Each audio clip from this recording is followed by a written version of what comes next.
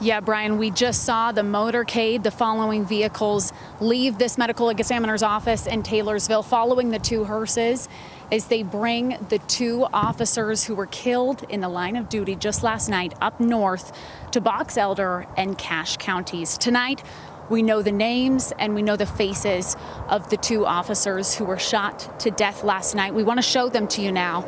Sergeant Lee Sorensen and Officer Eric Estrada. Sergeant Sorensen joined the Tremonton Garland Police Department 16 years ago.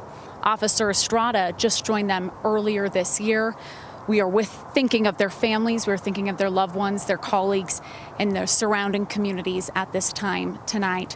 We're bringing you team coverage covering this tragedy and all that's transpired since as we head into here, ABC4 News at 6 o'clock. We have our Mackenzie Diaz, who's telling us more about the two officers killed, speaking with loved ones, telling us a little bit about the people that they were. ABC4's Brian Wang, in the meantime, is suspected gunman and where he is now. But first, we want to check in with ABC4's Cade Garner, who's breaking down what happened Sunday night leading up to this and what's happened since. Cade, give us an update on what you know so far tonight. Yes, Sarah, I've been in front of that house all day. I moved down the street just maybe 2 blocks because I wanted to show people in Tremonton here are preparing for the procession that you just saw leave. This is 300 East, again, about 2 blocks away from the home. Police say this happened around 9 o'clock yesterday. They were responding to what they're calling a domestic violence call. When they got there, 33-year-old Ryan Bate began shooting at them almost immediately, like you were saying, killing 2, injuring a 3rd who was a sheriff deputy as well as a canine officer. Now, while the investigation continues, the city's mayor is calling on all residents to honor the 2 fallen officers by lifting up the officers' families, to keep the families in their thoughts and prayers, and to keep law enforcement officers close to their hearts.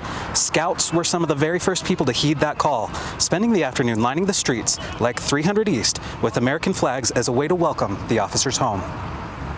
We're glad that there are people who are willing to step up, to walk into a dangerous situation in order to try and make life better for the rest of us.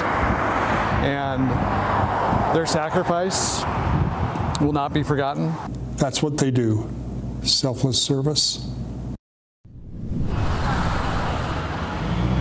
Selfless service. That's the reason for blue ribbons on signs for all of these people gathering here along the street.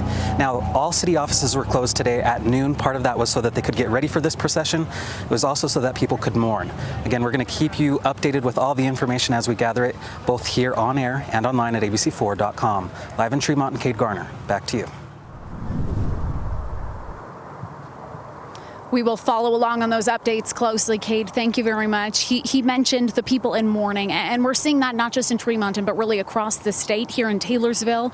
As the procession was waiting to leave, we saw people gather, lining this driveway, waiting to show their support and their respect. And again, seeing that from people across Utah as they're showing up to help out. We want to touch on some of this, on what's going on in Tremonton tonight. Our Brian Wang is there this evening, giving us an idea of how that community is doing and what you're seeing there, Brian. We know our hearts are with this community as they experience something very heavy heading into this week.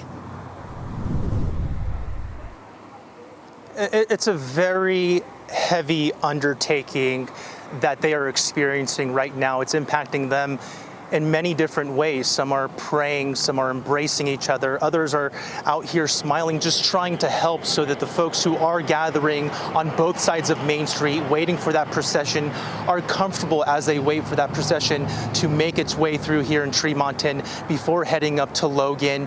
And we're getting a deeper insight on what this community is going through. I'm going to go ahead and welcome Julie Barnes.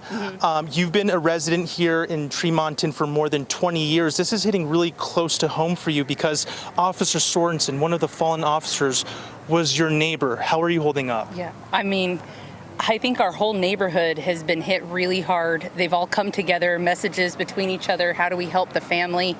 Not only that, but just the community. The officers were frequent into my shop here in town, that my high school employees are really struggling, that they've become their friends. So that was really hard as an employer to have high school kids reach out not knowing how to interact or what to do about this. So we're doing what we can by opening up the street for all the people here in town. And Julie, I've been out here for a couple hours now. Most of the afternoon, I've seen you kind of hold a strong posture for all the customers that are coming in. You're giving them ice water. You're making sure they could use restrooms. How are you holding up, though? Just keeping a strong face like that for the community. For me personally, it hit really close to home for my entire family's first responders, and not here locally, but nationwide.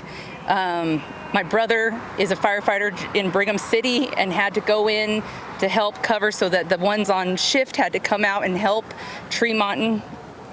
So just it hit real close to home, and having community members that you become friends with at your business, next door neighbors to the people who were who this happened, where this incident happened, reaching out to them because I knew they lived over there. The community's small. Whether you're related to somebody or you're friends with somebody, they will be there for you. Yeah. That's one thing about Box Elder County. It's one thing I fell in love with, is the community and the love that you have for your neighbor here. And that's been very apparent here. Thank you so much for joining me, Julie. As she mentioned, the